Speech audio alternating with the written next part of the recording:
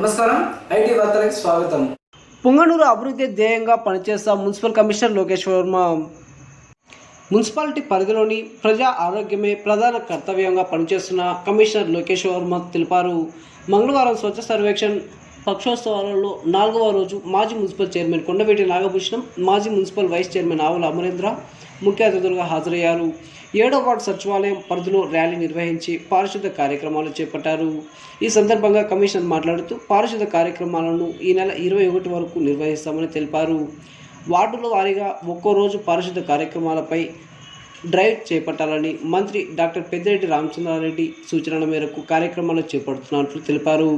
Seasonal వ్యాధులను నివారిస్తూ పట్టణంలో మంచినీటి ట్యాంకులలో క్లోరినేషన్ చేయడం, మురుగునీటి కాలువలను శుభ్రం చేయడం, నీటి నిల్వలను తొలగిస్తున్నామన్నారు. ఉదయం సాయంత్రం ఫాగింగ్ చేస్తామన్నారు. అలాగే సెప్టిక్ ట్యాంక్ గొట్టాలకు వలయాలు వేసి దోమలు నివారిస్తున్నట్లు తెలిపారు. అలాగే ఖాళీ స్థలాల్లో ముళ్ళ చెట్లను తొలగించామన్నారు. పట్టణ ప్రజలు ఎప్పటికప్పుడు అప్రమత్తం చేస్తూ కరపత్రాల ద్వారా అవగాహన కల్పిస్తున్నట్లు తెలిపారు. కార్యక్రమంలో శానిటరీ ఇన్స్పెక్టర్లు సురేంద్రబాబు, సర్దార్ తదితరులు పాల్గొన్నారు.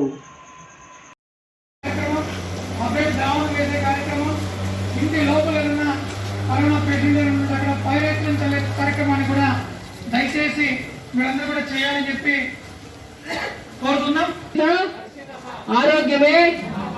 ఆరోగ్యమే చెట్లను నాటుదాం, కాలుష్యాన్ని నివారిద్దాం. చెట్లను నాటుదాం,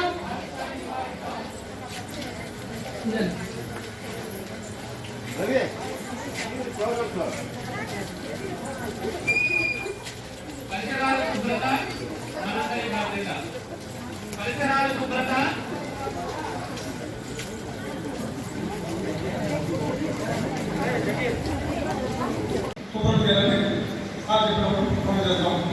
మీరు వచ్చిన వాళ్ళే కాకుండా మీ ఇంటి పక్కన కూడా దయచేసి మన పక్కన చెప్పాలా. ఎందుకంటే దీన్ని శుభ్రం కాకుండా పక్కన బాగాలంటే ఆ ఇంటి వాసన వస్తే మనకు బాగా వస్తాయి. నీకు జనాలు పడతాము. ఇది కూడా ఇబ్బంది ఉంది. మనం ప్రతి ఒక్కరు కూడా స్టాఫ్ చెప్పండి, కానీ ఫస్ట్ మైండ్ ఉడికి తాగండి, ఉడికి సొలబెట్టు తాగాల.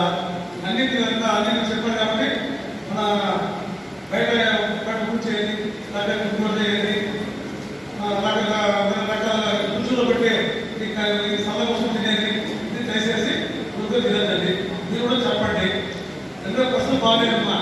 ఇప్పుడు ఎందుకు పోయినా మెడాస్ పోయినా అదపల్లి పోయినా ఎక్కడ పోయినా అన్ని పువ్వులు హాస్పిటల్ పువ్వులు ఒకరు పోతే పిల్లలు కరోనా పిల్లలు పోతే చెప్తానేమో 6 లక్షలు 7 లక్షలు 8 లక్షలు 10 లక్షలు ఉంటాయట కరోనా పిల్లలు పోతే.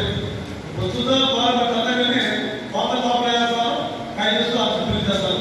మనం అందరూ కలిసి జాగ్రత్తగా పిల్లలు ఆ కాలంలో అందరూ కలిసి జాగ్రత్త చేసుకొని ఈ 3-4 నెలలు మీరు కాపాడుకుంటే మీకన్నా మంచిగా చూడలేని మన ఈ అందరూ సాధ్యపడిన మీ అందరూ పాకిస్తాన్కి మీకు అందరూ ఉపయోగిస్తున్నాం.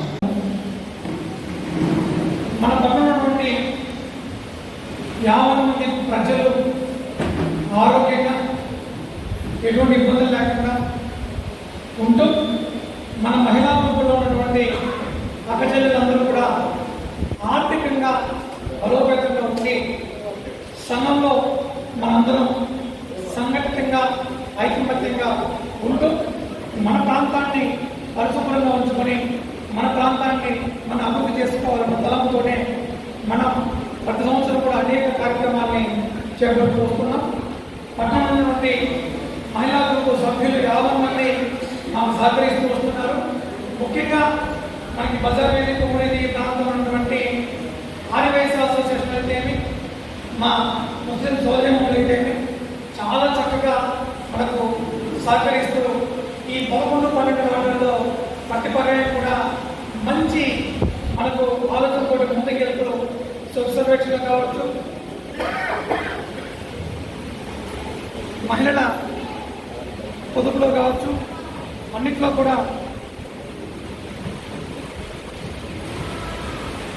వాటిలో కూడా ఎప్పుడూ చాలా ప్రథమ స్థాయిలో ఉంటాయని చెప్పడానికి గర్వపడుతూ ఈరోజు మనం ఇక్కడ ఎందుకు సమావేశమయ్యామో మేము ఇప్పటికే చాలా మంది మాట్లాడి తెలియజేస్తున్నారు. తెలుసమ్మా? ఎందుకు సమావేశమయ్యామా? వార్షిక కళ్యాణం ఖాళీగా ఉంది, ఈ మధ్యకాలంలో పెళ్లిళ్ళు జరగట్లేదు, కేరళపల్లి బాలసుబ్రహ్మణ్యం గారు అధ్యక్షులు ఫ్రీగా ఇచ్చారు, బాబు ఏర్పాటు చేశారని సమావేశం అయ్యామా? ఏమా ఏమై మహిళా సభ్యులను చెప్పాలా ఎందుకు ఈరోజు ఇక్కడ సమావేశం అయ్యాము?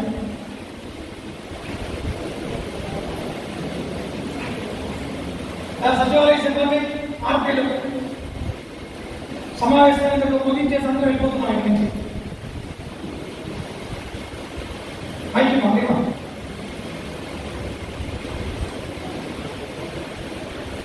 ముందుకు వచ్చి ధైర్యంగా మీరు చెప్పదలుచుకున్నారు కాబట్టి ముందుగా మీకు వందనాలు. మా సొంత సర్వేషన్లో బాగా ఉండాలని, మన ఆరోగ్యం మనమే కాపాడుకోవాలని మీరందరూ మా కోసం ప్రయత్నిస్తున్నారు. అంతేనమ్మా? ఇంకెవరన్నా? సార్, ఈరోజు మనం స్వచ్ఛ సర్వేక్ష 2020 దాని విజన్గా ఇక్కడ మీటింగ్ జరపడ్డది. దీంట్లో ముఖ్య ఉద్దేశం తడి చెత్త, పొడి చెత్త మనం ఏ విధంగా వేరు చేయాలి, దాంట్లోనూ తడి చెత్తను మనం ఏ విధంగా ఉపయోగించి కంపోస్ట్ ఎరువుగా తయారు చేసుకోవాలి, ఆ కంపోస్ట్ ఎరువును యూజ్ చేసి మనం ఎలా పెరటి మొక్కల్ని పెంచుకుంటూ మన ఆరోగ్యాన్ని కాపాడుకోవాలి అనేది main aim sir. Thank you మా. మీ నుంచి అవగాహన చేస్తూ మీలో డిస్కషన్ జరగాలి, మీరు పనిచేయాలి కాబట్టి మీలోనే మాట్లాడుతాను ముందుగా. ఆ రీతిగా మా ఆర్పీలు అయితేమి, మా సెక్రటరీ అయితేమి మిమ్మల్ని సమాయత్తం చేయలేదు అనిపిస్తున్నాను. అమ్మా, ఇవాళ ఇక్కడ సమావేశం ఏర్పాటు చేసుకుంటే 2 విధాలు ఏర్పాటు చేసుకున్నాము. వర్షాలు పడుతున్నాయి, చలికాలం ప్రారంభమవుతుంది, అంటు వ్యాధులు ప్రబలే అవకాశం ఉంది. ఆ అంటు వ్యాధులు డెంగ్యూ కావచ్చు, మలేరియా కావచ్చు, చికెన్ గున్యా కావచ్చు, ఇంకోటి కావచ్చు, ఇవన్నీ మనకు రాకుండా, మన పిల్లలకు రాకుండా, మన కుటుంబ సభ్యులకు రాకుండా మనం ఎలా జాగ్రత్తలు తీసుకోవాలి, అదొకటి.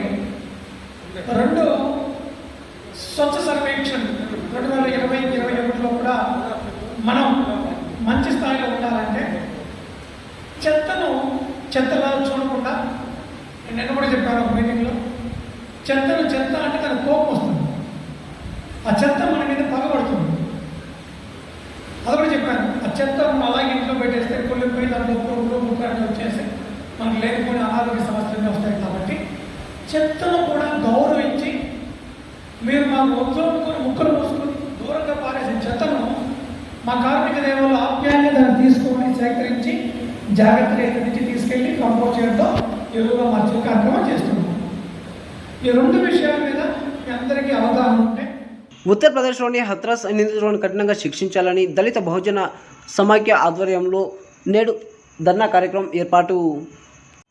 నేడు పుంగనూరు అంబేద్కర్ సర్కిల్లో నిరసన కార్యక్రమం నిర్వహించడం జరిగింది. ఈ కార్యక్రమంలో మాల మహానాడు రాష్ట్ర నాయకులు ఎన్ఆర్ అశోక్ మాట్లాడుతూ ఉత్తరప్రదేశ్లోని హత్రాస్లో దళిత యువతిపై విచక్షణ రహితంగా హత్య చేసిన నిందితులను కఠినంగా శిక్షించాలని డిమాండ్ చేయడం జరిగింది. ఈ సంఘటనలో నిందితులను కాపాడటానికై బాధితులను భయపెడుతూ బాధితురాలు బంధువులను నిర్బంధించి శవాన్ని కాల్చివేసి సాక్ష్యం లేకుండా చేసిన అధికారులపై SC/ST అట్రాసిటీ కేసు నమోదు చేయాలని డిమాండ్ చేశారు. MRPS జిల్లా నాయకుడు నరసింహులు మాట్లాడుతూ ఈ దేశంలో దళిత మహిళలకు ఒక న్యాయము, అగ్రవర్గాల మహిళలకు ఒక న్యాయమా అంటూ అగ్రకులాలు మహిళలపై 2 సంఘాలుగా జరిగితే 2 చట్టాలు పెట్టారని, మరియు దళిత మహిళలపై జరిగిన సంఘటనలను ఎందుకు న్యాయం చేయలేదని ఆవేదన వ్యక్తం చేశారు. ఈ కార్యక్రమంలో బీసీ సంఘం నాయకులు కృష్ణమూర్తి, AITUC నాయకులు వెంకటరమణారెడ్డి, వాల్మీకి సంఘం నాయకులు గంగరాజు, టీచర్ రెడ్డప్ప, మాల మహానాడు పట్టణ అధ్యక్షులు శ్రీనివాసులు, జిల్లా నాయకులు కేశవ, మండల సీనియర్ రెడ్డప్ప, చలపతి, నాగభూషణ తదితరులు ఈ కార్యక్రమంలో పాల్గొన్నారు.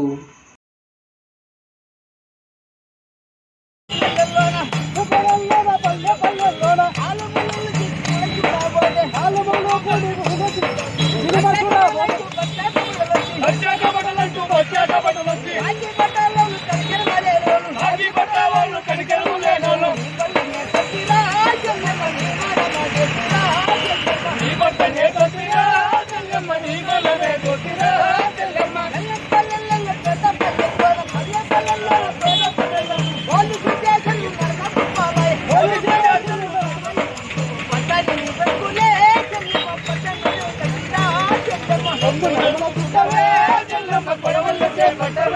అదాస్లో మనీష్ అనే దళిత అమ్మాయి పైన ఠాకూర్ వంశానికి చెందిన 4 యువకులు అతి దారుణంగా ఆమెను రేపు చేసి నాలుకను కోసి వెన్నుముకించి 15 రోజులు ఆమె నరకం అనుభవించి హాస్పిటల్ చనిపోతే ఇంతవరకు కూడా యూపీ ప్రభుత్వం వాళ్ళు అరెస్ట్ చేయకపోగా ఆ అమ్మాయిని అర్ధరాత్రి 3 గంటలకి ఆ గవర్నమెంట్ సంబంధించి పోలీసులకు దగ్గరుండి సాక్ష్యాధారం లేకుండా ఆ శవాన్ని కాల్చివేస్తే ఆ జిల్లా కలెక్టర్ ఆ అమ్మాయి పెద్దనాయని పోయి ముందరకు వచ్చి ఎగిరి తన్ని నా కొడుకుల 20 లక్షల రూపాయలు ఇస్తే గమ్మున ఉండి లేకపోతే మనం చంపేస్తామని బెదిరిస్తున్నారంటే ఈ బీజేపీ ప్రభుత్వం దళితుల మీద ఎంత దారుణంగా ప్రవర్తిస్తుందో మీరే అర్థం చేసుకోవాలి. ప్రస్తుతం బీజేపీ ప్రభుత్వం ఉన్న ప్రతి ఒక్క స్థలంలో కూడా దళితుల మీద ముస్లింల మీద దాడి ఎక్కువైపోయింది. దగ్గరికి వచ్చింది బీజేపీ ప్రభుత్వానికి పోయేగానికి. దయచేసి చెప్తున్నాం, దళితులపైన కానీ ముస్లిం పౌరులు కానీ దాడి చేసినా వాళ్ళ మీద అత్యాచారం చేసినా వచ్చే గవర్నమెంట్ బీజేపీకి ఒక్క సీటు కూడా లేకుండా దళితులతో కలిసి ముస్లిం కలిసి చేస్తామని హెచ్చరిస్తూ, అలాగే ఎవరైతే మనిషి పైన రేపు పాల్పడాడో వాళ్ళని వెంటనే అరెస్ట్ చేసి పాస్పోర్ట్ ఏర్పాటు చేసి వాళ్ళకి ఉరి శిక్ష వేయాలని ఈ మరి ప్రజా సంఘాల ఆధ్వర్యంలో ఈరోజు నిరసన తెలియజేస్తూ డిమాండ్ చేస్తున్నాం.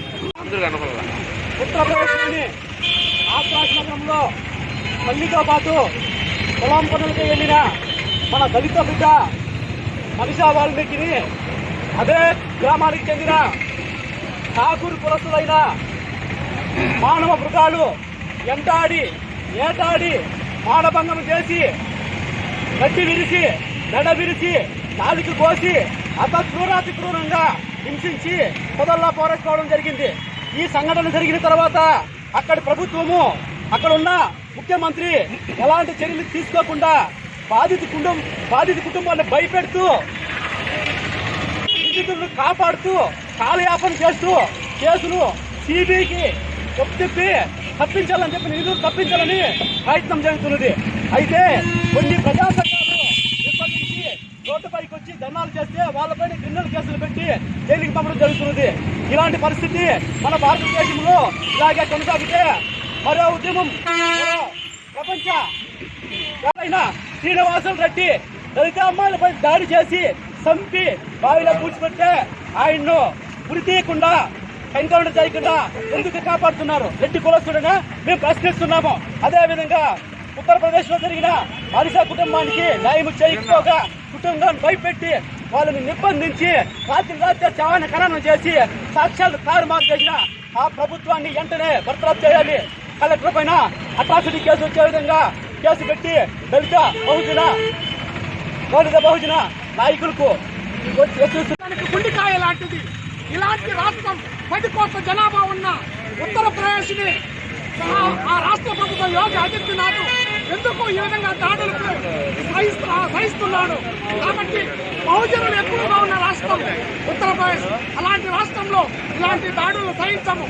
ఈ భారతదేశంలో ఇలాంటి సంఘటనలు పునరావృతం కాకుండా మేము బహుజనులందరము ఏకమై ఈరోజు ఉత్తరప్రదేశ్లో మనీషా అనే అమ్మాయిని అతి దారుణంగా అగ్రకులాలు లాక్కెళ్ళి నాలుగు కోసేసి వెన్నెముక తీసేసి మొదల్లో పారేస్తే కనీసం పట్టించుకున్న పాపాన పోలేదు.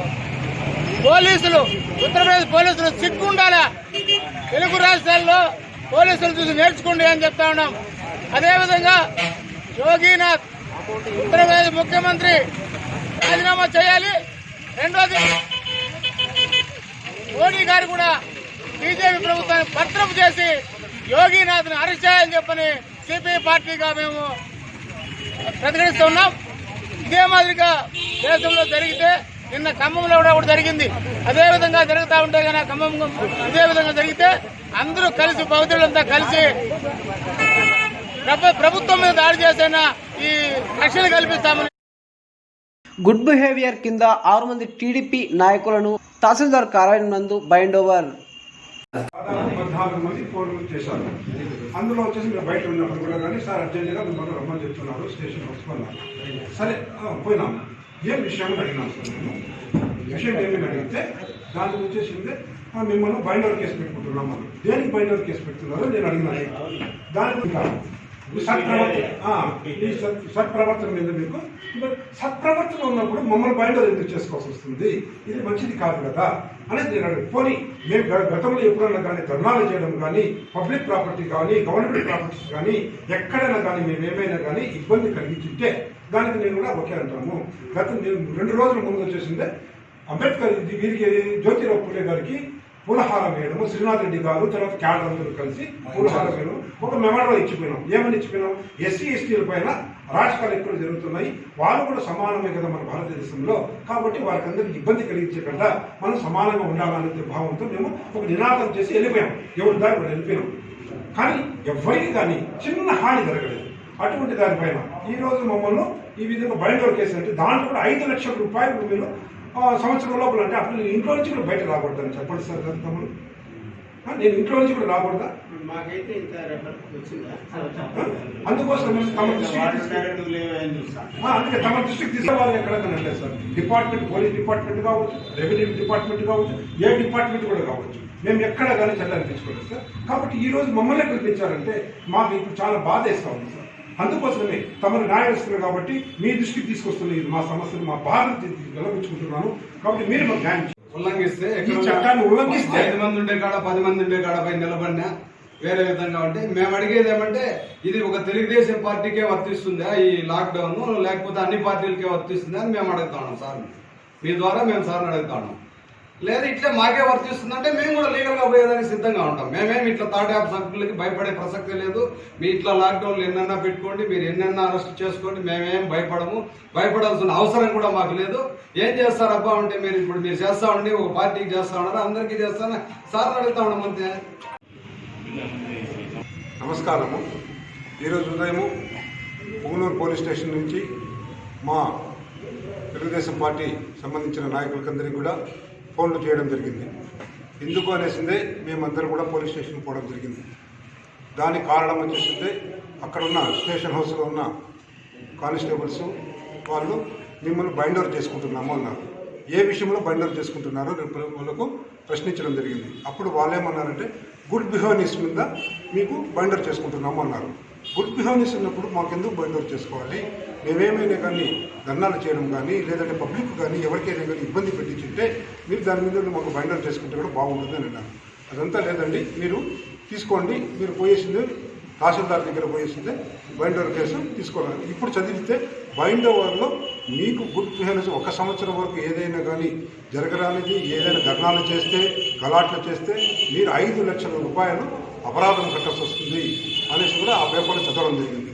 ఇది ఏమో మాకు అర్థం కావట్లేదు, ఎందువల్ల అర్థం చేస్తున్నారు కూడా మాకు దానికి పూర్తిగా క్లారిటీ దొరకట్లేదు. అందుకోసమే తహసీల్దార్ గారితో కూడా ఇప్పుడు ఈ విషయం గురించి మాట్లాడడానికి ఈరోజు మేము అందరం కూడా ఇక్కడ రావడం జరిగింది. అందుకోసం తమ దృష్టికి కూడా తీసుకువస్తున్నాం. మేము ఎక్కడా కానీ ధర్నాలు చేయలేదు, ఎక్కడ కానీ పబ్లిక్ ఇబ్బంది పెట్టించలేదు. ఏ విషయంలో కూడా కానీ మొన్న జ్యోతిరావు పూలే గారికి పూలహారం వేయడం జరిగింది. ఆ రోజు పూలహారం వేయడం మాత్రమే జరిగింది, అంతేగాని మేము ధర్నాలు చేయలేదు, ఎవరికి ఇబ్బంది కలిగించలేదు, ఎటువంటి కార్యక్రమాలు చేయలేదు. మేము ఓన్లీ ఆ రోజు వచ్చేసిందే దళితుల పైన అన్యాయాలు జరుగుతున్నాయి అనేసిందే శ్రీనాథ్ రెడ్డి గారు వీళ్ళందరూ కూడా ఆదేశాలు వాళ్ళందరూ రావడము చెప్పడం జరిగింది, అంతేవరకు. కానీ ఇటువంటి దానికే ఈ విధంగా మమ్మల్ని బైండ్ ఓవర్ కేసులు పెట్టుకుంటున్నారంటే ఇది చాలా బాధాకరంగా ఉంది. ఇది మంచి పద్ధతి కూడా కాదనేసి కూడా మీ మీడియా మూలంగా నేను అందరికీ తెలియజేస్తాను. మాకు ఇక్కడేదో తెలిసింది, మాకు ఇక్కడైతే పుంగనూరు మాత్రం చేస్తారు. మొత్తం 14 మంది పైన ఇవ్వడం జరుగుతుంది. 14 మంది లిస్టు కూడా ఇచ్చినారు. చంద్ర అనే ఎస్సీ క్యాండిడేట్ పైన, మిగతా వచ్చేసిన షాజహాను, మస్తాను, కేశవమూర్తి, తర్వాత చంద్ర, మస్తాన్, మనోహర వీళ్ళందరూ కూడా వాళ్ళతో పాటు ఇంకా 14 మంది, ఇంకా మొత్తం పేర్లు కూడా 14 మంది ఉన్నారు. వాళ్ళందరూ కూడా చిత్తూరు మాత్రమే ఇప్పుడు ఈరోజు తీసుకోవడం జరిగింది. ఈ వార్త ఎంతటితో సమాప్తం. తిరిగి రేపటి ఐటీ వార్తతో మళ్ళీ కలుసుకుందాం. అంతవరకు సెలవు, నమస్కారం.